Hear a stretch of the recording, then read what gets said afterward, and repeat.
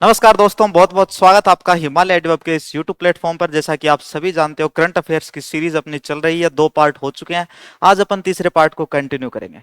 ये current affair की classes जो हैं, ये आपकी हर एक परीक्षा के लिए बहुत ही महत्वपूर्ण है, चाहे वह परीक्षा सेंट्रल की हो या फिर वह परीक्षा स्टेट गवर्नमेंट की हो। साथ साथ में मैं आपको यह भी बता दूं, वह परीक्षा चाहे बैंकिंग सेक्टर से हो, एसएससी की हो, यूपीएससी की हो, या फिर किसी भी स्टेट पीसीएस की वह एग्जाम हो जिनमें करंट अफेयर्स का सेक्शन आ रहा हो। क्योंकि ये जो करंट अफेयर की क्लास है, इसमें ना हम सिर्फ क्वेश्चंस देखेंगे बल्कि साथ साथ में हम उनकी व्याख्या भी देखेंगे, जिससे आपका जीके का जो पोर्शन है वह भी थोड़ा स्ट्रोंग होगा। तो चलिए गाइस, स्टार्ट करते हैं अपन आज का सेशन अपने शानदार से पहले सवाल से। और पहला सवाल है, इंडोनेशिया के बाली में हुए 10वें वर्ल्ड वाटर फोरम में वैश्विक जल संकट पर एक नवीन report water for shared prosperity किस संस्था के द्वारा जारी की गई? चलिए कमेंट सेक्शन में इसका आंसर दीजिए सब बच्चे। देखिए क्वेश्चन है, इंडोनेशिया का बाली में हुए 10वें वर्ल्ड वाटर फोरम। आपके लिए भाई क्वेश्चन जो है, जो डिजाइन किए जा रहे हैं, आपको पढ़ने में क्वेश्चन थोड़ा सा लंबा लग सकता है। वो इसीलिए लग सकता है, थोड़ा लेंथी इसीलिए लगेगा आपको, क्योंकि क्वेश्चन के अंदर कुछ एक दो फैक्ट ऐसे डाले हुए हैं कि जिनसे भी नया क्वेश्चन तैयार हो जाए। जैसे आपके लिए यहां से क्वेश्चन ऐसा भी बन सकता है कि 10वें वर्ल्ड वाटर फोरम में वैश्विक जल संकट पर एक नवीन रिपोर्ट तैयार की गई थी, संस्था का नाम देंगे। और यह जो सम्मेलन हुआ था, ये जो फोरम हुई थी, यह कहाँ पे हुई थी, कौन से देश में हुई थी? तो कहाँ हुई थी भाई? इंडोनेशिया के अंदर। तो यहाँ पे आपको एक फैक्ट और मिल जाएगा। चलिए बताइए, ऑप्शन नंबर ए है United Nations, option number B है World Bank, option number C है डब्ल्यूएचओ, और ऑप्शन नंबर डी है Asian Development Bank, ADB. Asian Development Bank.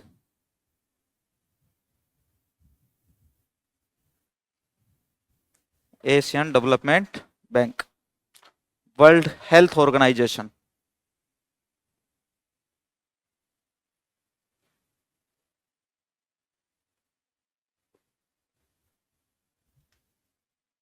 World Health Organization, WHO. बताइए भाई, इसका राइट आंसर क्या होगा? Option number A, B, C और डी किस संस्था द्वारा जारी की गई थी? वर्ल्ड बैंक के द्वारा। इसका राइट आंसर क्या होगा भाई? World bank. चलिए क्वेश्चन नंबर 2 देखिए। पहले इसकी थोड़ी सी अपन व्याख्या देख लेते हैं। चलिए देखते हैं इसकी व्याख्या देखते हैं। वैश्विक जल संकट पर विश्व बैंक की रिपोर्ट जारी किसने की थी? विश्व बैंक ने यह रिपोर्ट जारी की थी। इस रिपोर्ट के अंदर क्या हुआ था, वो सारी बातें अपन देखते हैं। इंडोनेशिया के बाली में हुए 10वें वर्ल्ड वाटर फोरम में विश्व बैंक द्वारा एक नवीन report water for shared prosperity शीर्षक से 19 मई 2024 को जारी की गई। यह रिपोर्ट जनसंख्या वृद्धि, शहरीकरण और जलवायु परिवर्तन से वैश्विक जल पहुंच असमानताओं के बीच न्याय संगत समाजों को बढ़ावा देने में पानी की महत्वपूर्ण भूमिका को चित्रित करती है। रिपोर्ट के अगर कुछ महत्वपूर्ण बिंदुओं की बात की जाए तो 197 मिलियन लोगों के पास सुरक्षित पेयजल की कमी है। 211 मिलियन में बुनियादी स्वच्छता का अभाव है। फिर अगर देखें तो 450 मिलियन लोग उच्च गरीबी, कम जल पहुंच वाले क्षेत्रों में रहते हैं। तो यह संख्या भाई छोटी संख्या नहीं है, यह एक बहुत बड़ी संख्या है। 450 मिलियन लोग। कम आय वाले देशों में आधे से भी कम विद्यालयों में पानी की पहुंच है। आधे से भी कम विद्यालय ऐसे हैं जिनमें पानी की पहुंच, आधे से ज्यादा विद्यालय ऐसे हैं जिनमें प्रॉपर पानी की पहुंच भी नहीं है। वर्ष 2022 तक विश्व भर में 2.2 बिलियन लोगों के पास सुरक्षित रूप से प्रबंधित जल पेयजल सेवाओं तथा 3.5 बिलियन लोगों के पास सुरक्षित रूप से प्रबंधित स्वच्छता तक पहुंच नहीं है। अगला पॉइंट देखें तो वर्ष 2100 तक मौसम संबंधी सूखे का वैश्विक भूमि क्षेत्र के 15% अधिक भाग को प्रभावित करने का अनुमान है, जो तापमान प्रभावों पर विचार करने पर लगभग 50% तक बढ़ सकता है। मध्य Europe, Asia, Horn of Africa, Bharat, उत्तरी अमेरिका, अमेजोनिया और मध्य ऑस्ट्रेलिया ऐसे क्षेत्र हैं जो इससे सर्वाधिक प्रभावित होंगे। तो भाई ये इसके कुछ महत्वपूर्ण पॉइंट्स हैं, ये इसकी व्याख्या है। चलिए आशा करता हूं आपने सभी ने ये पढ़ी होगी और ये होपफुल आपके लिए बहुत ही अच्छी साबित होगी आने वाली एग्जाम्स के लिए। चलिए अगला देखते हैं अपन क्वेश्चन नंबर 2। क्वेश्चन नंबर 2 है, हाल ही में किस देशों के समूह ने महिला हिंसा के विरुद्ध कानून पारित किया है? महिला हिंसा के विरुद्ध कानून पारित किया है। कौन से देश हैं? जो G8 समूह है क्या उसके अंदर जो देश है उन्होंने किया है, या फिर ब्रिक्स के जो कंट्री है उन्होंने किया है, या फिर यूरोपियन यूनियन के अंदर EU के अंदर जो कंट्रीज हैं उन्होंने किया है, या फिर क्वाड के अंदर जो कंट्री शामिल है उन्होंने किया है? तो फटाफट कमेंट सेक्शन के अंदर आप इसका आंसर दीजिए। इसका जो राइट आंसर है वह होगा यूरोपीय संघ।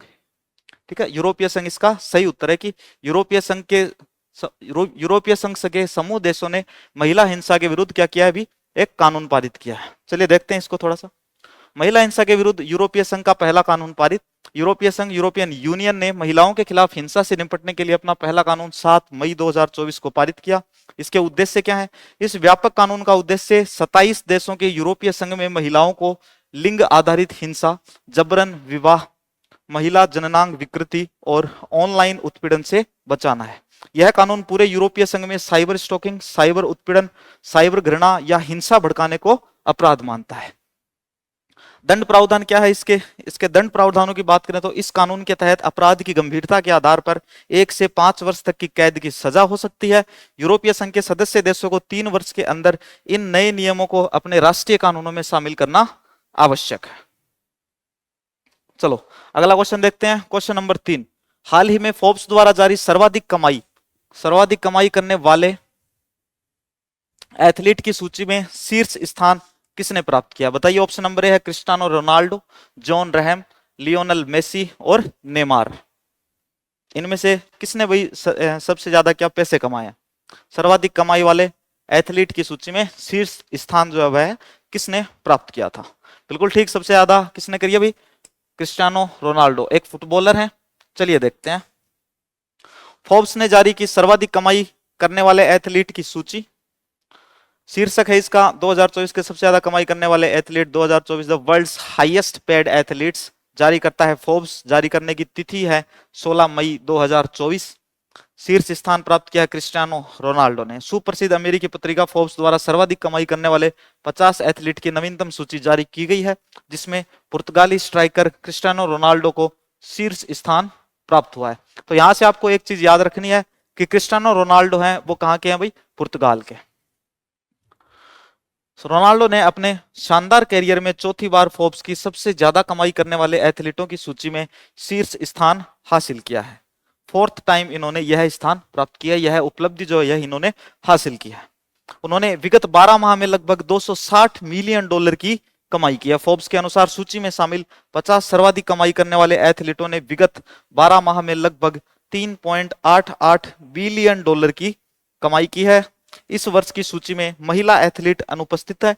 ऐसा वर्ष 2019 के बाद पहली बार है जब कोई महिला फोर्ब्स की सूची में रैंक नहीं कर पाई है।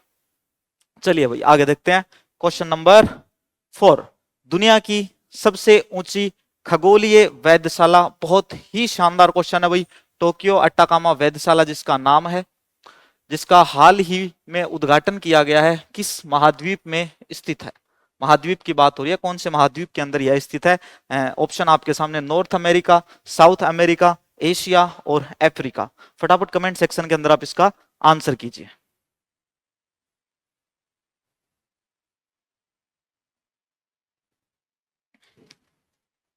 उत्तरी अमेरिका, दक्षिणी अमेरिका, एशिया या फिर अफ्रीका? इसका जो राइट आंसर है, इसका राइट आंसर क्या होगा भाई? साउथ अमेरिका, दक्षिण अमेरिका। चलिए देखते हैं इसके बारे में थोड़ा सा। यह चिली के अंदर स्थित है। ठीक है, दक्षिण अमेरिका के अंदर एक देश है चिली, चिली के अंदर है। चलिए देखते हैं। अट्टाकामा वेधशाला, टोक्यो विश्वविद्यालय अट्टाकामा वेधशाला, University of Tokyo Atacama Observatory, TAO जिसकी शॉर्ट फॉर्म है, दुनिया की सबसे ऊंची खगोलीय वेधशाला जिसकी ऊंचाई है 18,500 फीट। उत्तरी चिली के अट्टाकामा रेगिस्तान में एक लावा गुंबद के भीतर 5,640 मीटर की ऊंचाई पर सेरो चांजनतोर के शिखर पर स्थित इस वेधशाला का हाल ही में उद्घाटन किया गया है। वेधशाला में 6.5 मीटर ऑप्टिकल इंफ्रारेड टेलीस्कोप लगा है, जिसे ब्रह्मांड के रहस्यों को जानने के लिए डिजाइन किया गया, क्योंकि यह क्या है? खगोलीय वेधशाला है। इसमें 2 उपकरण स्विस्म और मिमिजुकू, 2 उपकरण है, एक का नाम है मिमिजुकू और दूसरे का नाम है स्विम्स, लगे हुए हैं, जिनका उपयोग आकाश गंगाओं के विकास को समझने तथा ग्रह निर्माण व पदार्थों की उत्पत्ति का अध्ययन करने के लिए किया जाता है। चलो अगला क्वेश्चन देखते हैं। सभी याद रखेंगे एक बार इस क्वेश्चन को। टोक्यो अट्टाकामा वेधशाला कौन से देश में? चिली के अंदर। और चिली कौन से महाद्वीप के अंदर है? दक्षिण अमेरिका। अगला क्वेश्चन देखते हैं, न्यू वर्ल्ड हेल्थ और हेनले एंड पार्टनर्स द्वारा जारी 2024 के विश्व के सबसे अमीर शहरों की रिपोर्ट में भारत के कौन से शहर शामिल हैं? भारत के कौन से शहर जो है वो है इसमें शामिल है? चलिए बताइए। एक नंबर पे दिल्ली, 2 नंबर पे मुंबई, 3 नंबर पे बेंगलुरु, 4 नंबर पे कोलकाता और 5 नंबर पे हैदराबाद। इनमें से कौन कौन से जो भारतीय शहर है वो इस सूची के अंदर शामिल है? एक पे दिल्ली, 2 पे मुंबई, बेंगलुरु, कोलकाता और हैदराबाद ऑप्शन में दे रखे हैं। केवल 1 और 3, मतलब ये बोल रहे हैं कि दिल्ली और बेंगलुरु। फिर बता रहे हैं 3, 4, 5 बेंगलुरु, कोलकाता और हैदराबाद। फिर बात हो रही है 1 और 2 की, केवल दिल्ली और मुंबई की। फिर 1, 3, 4 दिल्ली के साथ में बेंगलुरु और कोलकाता। फटाफट कमेंट सेक्शन के अंदर आंसर कीजिए। इसका जो राइट आंसर है वह होगा दिल्ली और मुंबई। दिल्ली और मुंबई, केवल 1, 2। जो बेंगलुरु है, कोलकाता है और जो हैदराबाद है, ये लास्ट ईयर जो इस सूची के अंदर शामिल थे। चलिए आगे देखते हैं।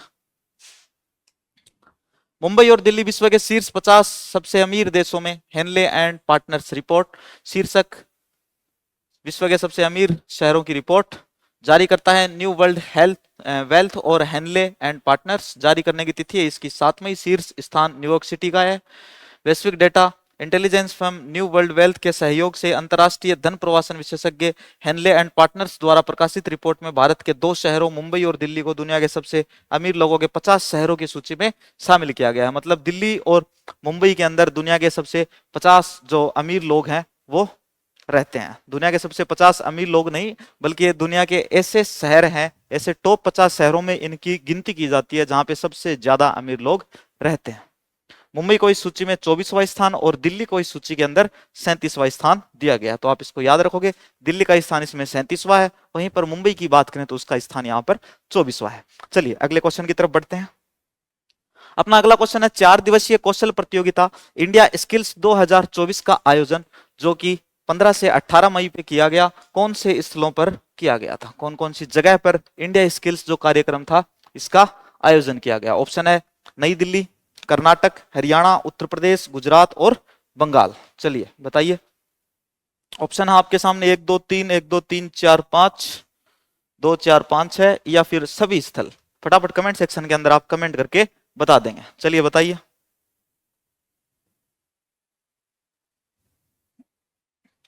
नई दिल्ली, कर्नाटक, हरियाणा, नई दिल्ली, कर्नाटक, हरियाणा, उत्तर प्रदेश और गुजरात जो है वो इसका राइट आंसर है। बंगाल जो है, बंगाल में ऐसा कुछ नहीं हुआ इंडिया स्किल्स, तो इसका राइट आंसर होगा ऑप्शन नंबर बी जो है वह इसका राइट आंसर है। ये इसका भाई एक्सप्लेनेशन है, एक बार आप सभी इसका एक्सप्लेनेशन पढ़ लेंगे। इंडिया स्किल्स 2024 परीक्षा के दृष्टिकोण से यहां से बहुत ही अच्छा सवाल बन सकता है।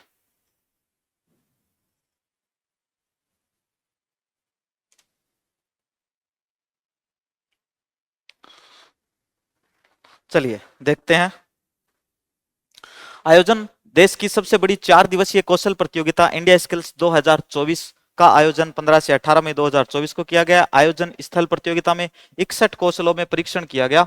चयनित 61 कौशलों में 47 कौशल जो है प्रतियोगिताएं नई दिल्ली में आयोजित की गई, जबकि 14 कौशल प्रतियोगिताएं कर्नाटक, हरियाणा, उत्तर प्रदेश और गुजरात में आयोजित की गई थी। बंगाल का यहाँ पे कोई भी नाम नहीं है। कौन कौन सी जगह देखो, दिल्ली, कर्नाटक, हरियाणा, उत्तर प्रदेश और गुजरात।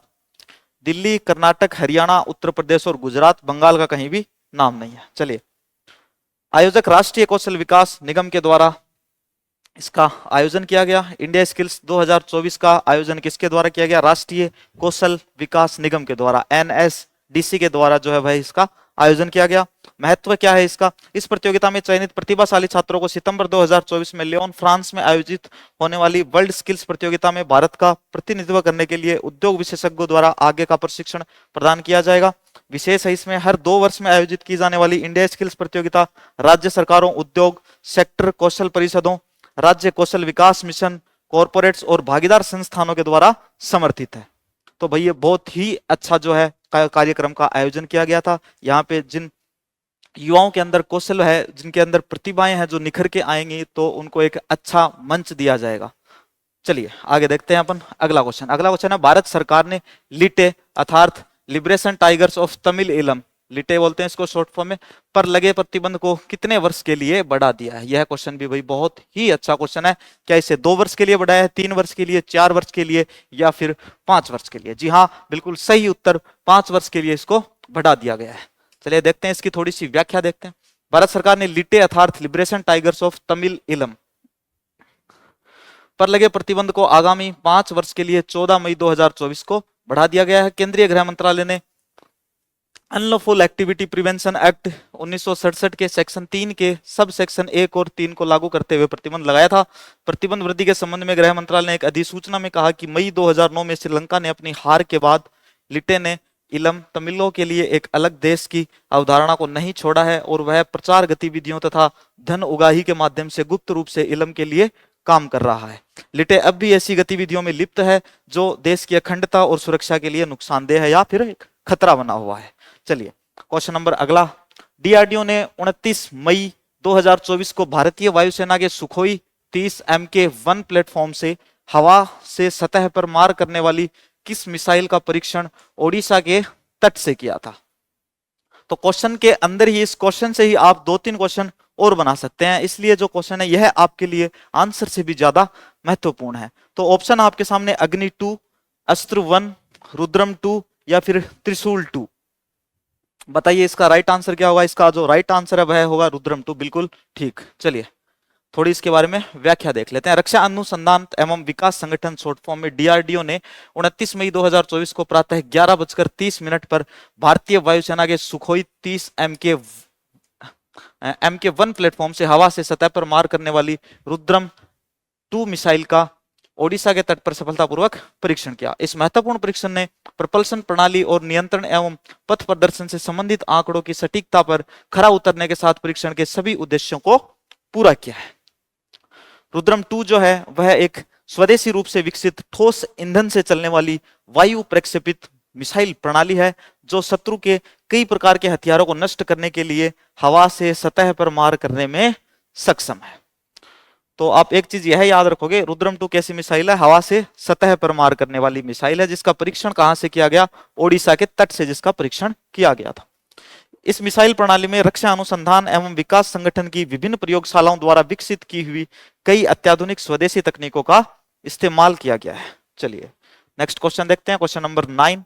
चांगई 6 मून मिशन जो चंद्रमा के सुदूर हिस्से से नमूने एकत्र करने के लिए एक अभियान है, यह अभियान किस देश ने शुरू किया है? ऑप्शन आपके सामने जापान, चीन, उत्तरी कोरिया और दक्षिणी कोरिया।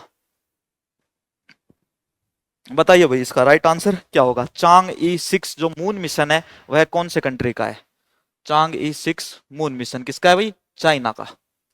चलिए थोड़ा डिटेल में देखते हैं। इस अभियान के लिए चीनी अंतरिक्ष एजेंसी ने चांगई 6 रोबोटिक लूनर एक्सप्लोरेशन मिशन को वेनचांग अंतरिक्ष प्रक्षेपण केंद्र से लॉन्ग मार्च 5Y8 रॉकेट द्वारा 3 मई 2024 को सफलतापूर्वक लॉन्च किया। तो कौन सी रॉकेट थी भाई? रॉकेट का नाम क्या है? लॉन्ग मार्च 5Y8। चांगई 6 में ऑर्बिटर, लैंडर, एसेंडर और री एंट्री मॉड्यूल के रूप में 4 घटक शामिल है। तो चांगई में क्या क्या है? 4 घटक जो है वो, एक तो आर्बिटर, एक लैंडर, एक असेंडर और एक री एंट्री मॉड्यूल। चलिए अगला देखते हैं। चीनी चंद्रमा देवी के नाम पर इस मिशन का नाम चांगी 6 उच्चारण चांगा रखा गया है। तो उच्चारण जो है इसका क्या रखेंगे? चांगा। कार्य क्या करेगा ये मून पे? लगभग 53 दिनों के इस मिशन में चांगी 6 का रोबोट चंद्रमा के अंधेरे भाग से 2 किलोग्राम नमूने एकत्र करेगा। चांगई 6 चंद्रमा के दूर स्थित दक्षिणी ध्रुव एटकेन बेसिन से नमूने प्राप्त करेगा। कहां से करेगा? दक्षिणी ध्रुव एटकेन बेसिन। चंद्रमा का दक्षिणी ध्रुव है भाई एटकेन बेसिन। एक नया फैक्ट आप इसको याद कर लें, चंद्रमा का जो दक्षिणी ध्रुव है उसका क्या नाम है? Aitken basin. इसके बाद इन नमूनों को री एंट्री मॉड्यूल में स्थानांतरित करने के लिए ऑर्बिटर में लाया जाएगा। इसके बाद ऑर्बिटर की मदद से इन नमूनों को रिसर्च के लिए पृथ्वी पर लाया जाएगा। मानव चंद्र अन्वेषण के इतिहास में यह अपनी तरह का एक पहला प्रयास है। चलिए अगला क्वेश्चन देखते हैं। हाल ही में इसरो ने PS4 जो 30 प्रिंटेड 30 नहीं है भैया 3D है, जो 3D प्रिंटेड रॉकेट इंजन है, इसका परीक्षण कहां किया गया? बताइए भाई इसका परीक्षण कहां किया गया? तिरुवनंतपुरम केरल या फिर महेंद्रगिरी तमिलनाडु या फिर श्रीहरिकोटा आंध्र प्रदेश या फिर भद्रक ओडिशा। कहां से इसका परीक्षण किया गया? इसका राइट आंसर बताइए। Question number 10। इसरो ने PS4 जो कि एक 3D प्रिंटेड रॉकेट इंजन है, बताओ। इसका राइट आंसर क्या होगा भाई? महेंद्रगिरी तमिलनाडु, महेंद्रगिरी तमिलनाडु। चलिए देखते हैं इसके बारे में, जानते हैं थोड़ा सा। भारतीय अंतरिक्ष अनुसंधान संस्थान इसरो ने एक और कामयाबी हासिल करते हुए अपने तरल रॉकेट इंजन PS4 को 9 मई 2024 को लंबे समय तक सफलतापूर्वक संचालित किया। तमिलनाडु के महेंद्रगिरी में इसरो प्रोपल्सन कॉम्प्लेक्स में इस इंजन का 665 सेकंड की अवधि तक सफलतापूर्वक परीक्षण किया गया। इसके डिजाइन में एडिटिव मैन्युफैक्चरिंग या 3D प्रिंटिंग तकनीक का इस्तेमाल किया गया है। 3D प्रिंटिंग तकनीक जो है इसका इस्तेमाल किया गया है। PS4 नाम के इस इंजन का उपयोग इसरो के मुख्य rocket polar satellite launch vehicle के ऊपरी हिस्से में किया जाता है। इस नए डिजाइन किए गए इंजन का उपयोग PSLV प्रक्षेपण यान के चौथे चरण और PSLV में पहले चरण की प्रतिक्रिया नियंत्रण प्रणाली में भी किया जाएगा। इसका लाभ क्या रहेगा? नया इंजन कच्चे माल में 97% की बचत करता है और प्रोडक्शन टाइम को 60% तक कम कर देता है। चलिए आगे देखते हैं। सहयोग रहेगा इसका 3D प्रिंटेड PS4 इंजन के हॉट परीक्षण को सफलतापूर्वक पूरा करने में निजी भागीदार विप्रो-उडी ने इसरो का सहयोग किया। तो सहयोग किसने किया भाई? विप्रो-उडी। सहयोग किसने किया है? विप्रो 3D।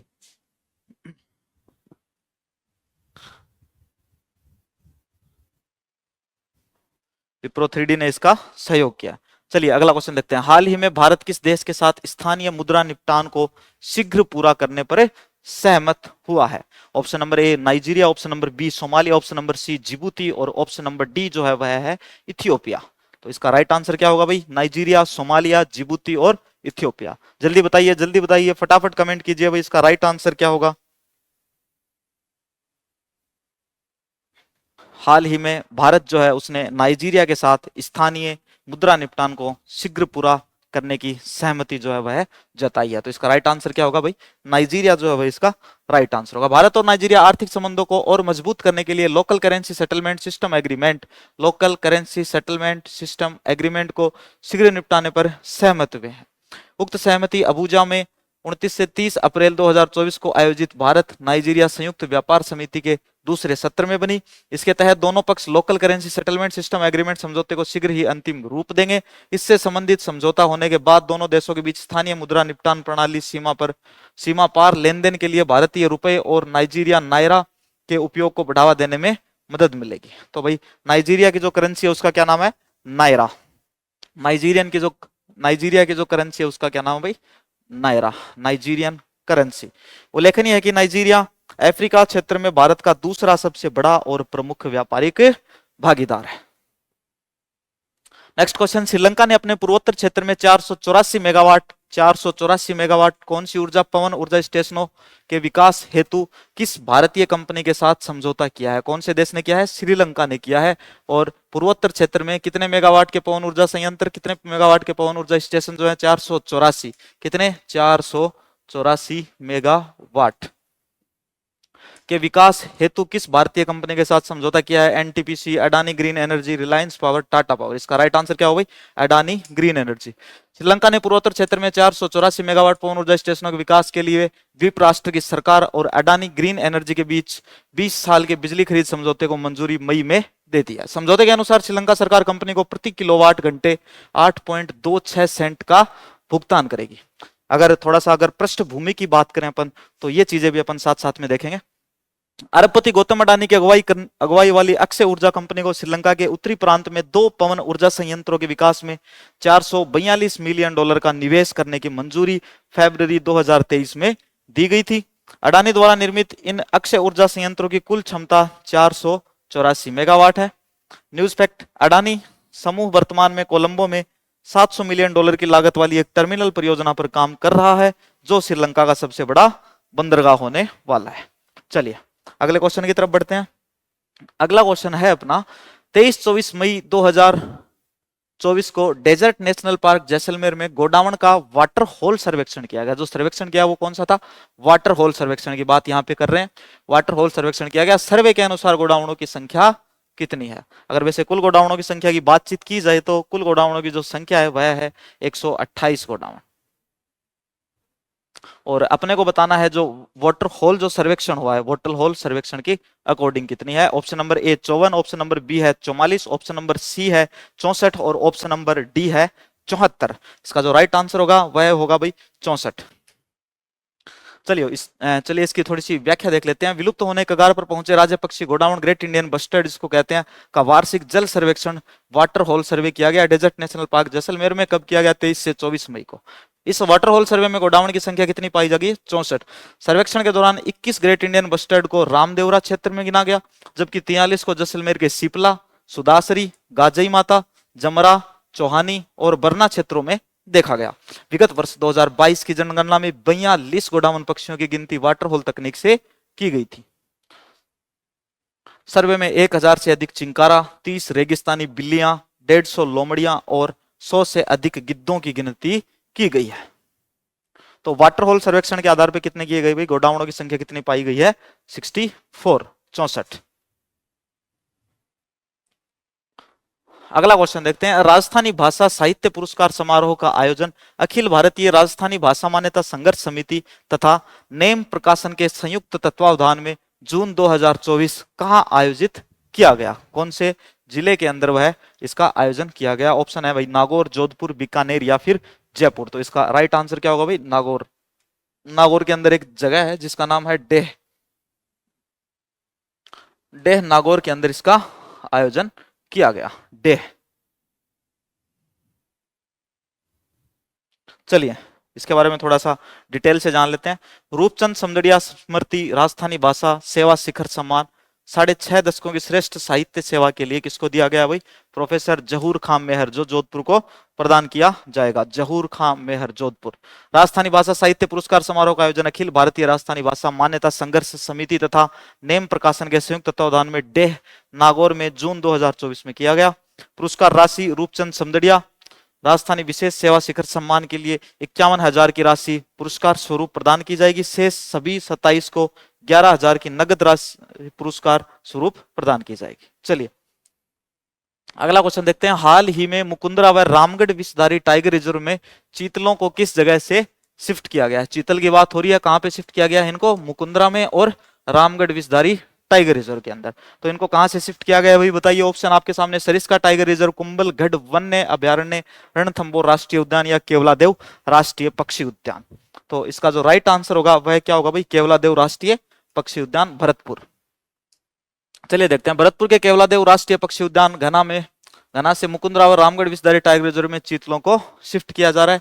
अब तक घना से 500 चीतलों को शिफ्ट किया जा चुका है, जबकि अभी 300 चीतल शिफ्ट और किए जाने हैं।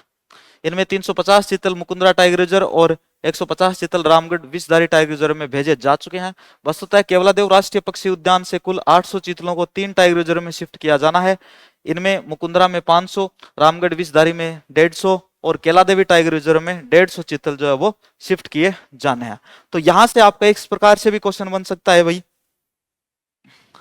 डायरेक्ट क्वेश्चन बन जाएगा कि केवलादेव राष्ट्रीय पक्षी उद्यान से हाल ही में चीतलों को शिफ्ट किया गया है।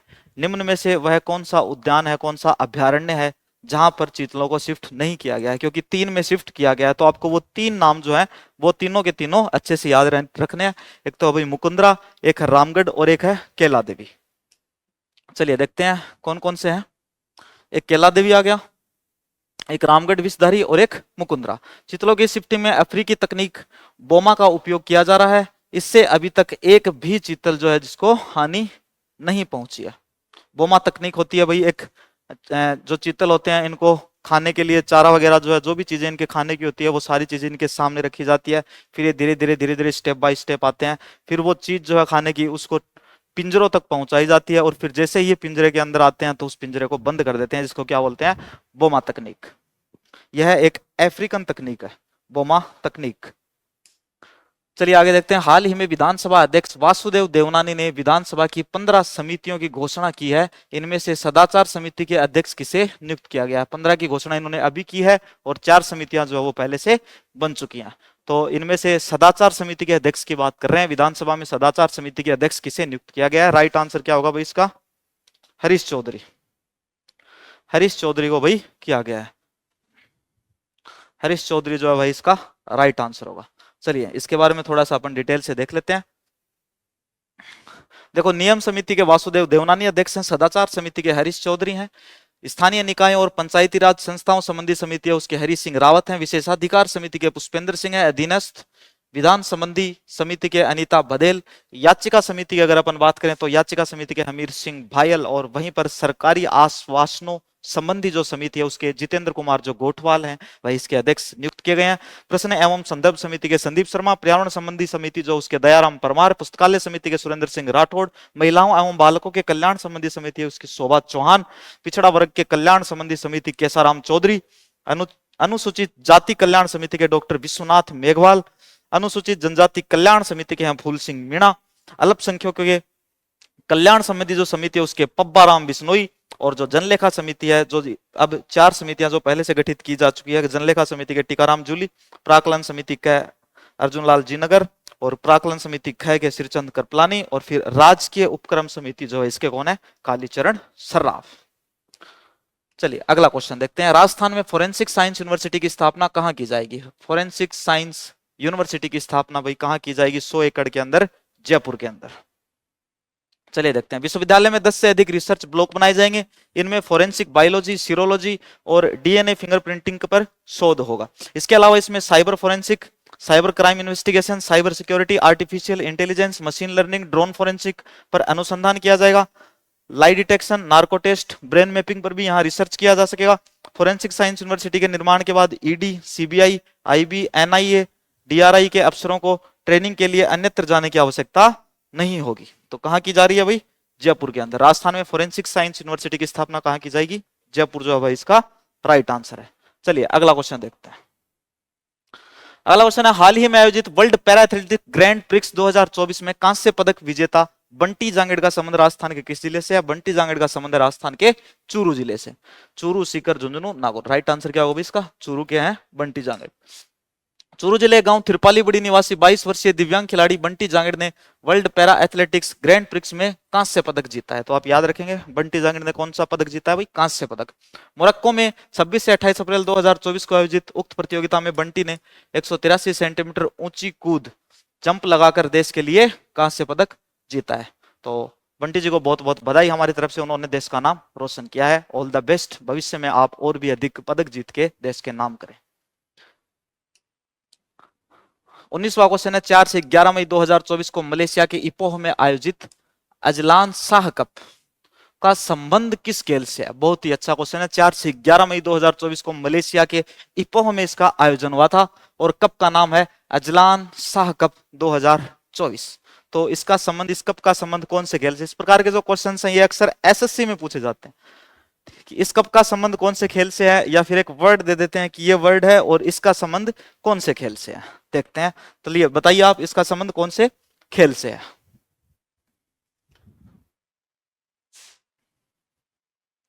चार से 11 मई 2024 को मलेशिया के इपोह में आयोजित अजलान शाह कप। तो अजलान शाह कप का संबंध है भाई किससे? हॉकी से।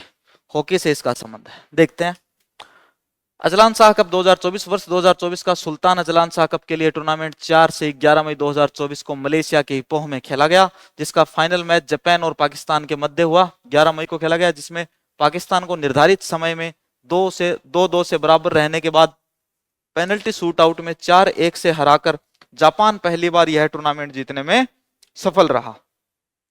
तो भाई अजलान शाह कप जो था 2024, इसकी विजेता टीम कौन सी है? जो विनर है, विनर टीम कौन सी है? जापान। और रनर अप की अगर अपन यहीं पे बात करें तो रनर अप टीम इसकी कौन सी रहेगी? पाकिस्तान। और इस कप का संबंध कौन से खेल से है? हॉकी से। हॉकी से इसका संबंध है।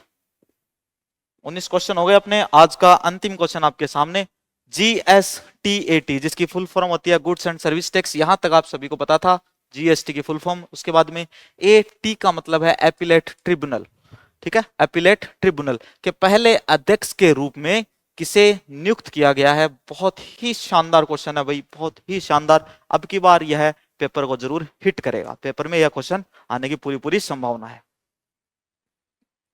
क्योंकि भाई ये जो संस्था है, जो ट्रिब्यूनल है, इसको पहली बार बनाया गया है और इसके पहले ही ये अध्यक्ष नियुक्त हुए हैं। तो कौन हुए हैं पहले अध्यक्ष नियुक्त? जिसका नाम है संजय कुमार मिश्रा। चलिए देखते हैं। केंद्रीय वित्त मंत्री निर्मला सीतारमण ने संजय कुमार मिश्रा। केंद्रीय वित्त मंत्री निर्मला सीतारमण ने न्यायमूर्ति संजय कुमार मिश्रा को वस्तु एवं सेवा कर अपीलीय न्यायाधिकरण goods and service tax appellate tribunal GST appellate tribunal जिसकी शॉर्ट फॉर्म होगी जीएसटी-एटी के पहले अध्यक्ष के रूप में 6 मई 2024 को शपथ किसने दिलाई भाई? केंद्रीय वित्त मंत्री निर्मला सीतारमण ने। न्यायमूर्ति संजय कुमार का चयन भारत के मुख्य न्यायाधीश की अध्यक्षता वाली समिति ने किया। संजय कुमार मिश्रा झारखंड उच्च न्यायालय के पूर्व मुख्य न्यायाधीश रह चुके हैं। कहां के?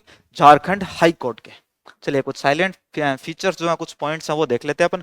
जीएसटी केंद्रीय वस्तु एवं सेवा कर अधिनियम 2017 के तहत स्थापित अपीलीय प्राधिकरण है, जिसे प्रथम अपीलीय प्राधिकारी के आदेशों के खिलाफ उक्त अधिनियम और संबंधित राज्य या फिर केंद्र शासित प्रदेश जीएसटी अधिनियम के तहत विभिन्न अपीलों की सुनवाई का काम सौंपा गया है। इसमें एक प्रधान पीठ और विभिन्न इसके अंदर प्रधान पीठ के अलावा जितने भी स्टेट हैं, राज्य पीठ हैं जो है वह भी इसके अंदर शामिल है।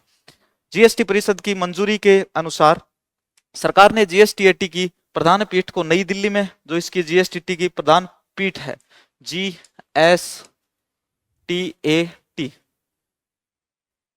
इसकी प्रधान पीठ कहां पे है? सभी याद रखोगे भाई, न्यू दिल्ली। अच्छा क्वेश्चन है, न्यू दिल्ली के अंदर है ना। यहां से 3 क्वेश्चन बन सकते हैं। एक तो इसकी प्रधान पीठ कहां है? न्यू दिल्ली के अंदर। एक इसके जो अध्यक्ष हैं वह किनको नामित किया गया है, किनको बनाया गया है अध्यक्ष? उसका आंसर होगा संजय कुमार मिश्रा। देश भर में विभिन्न स्थानों पर 31 राज्य पीठों को अधिसूचित किया गया है। तो राज्य पीठ कितनी है इसकी भाई?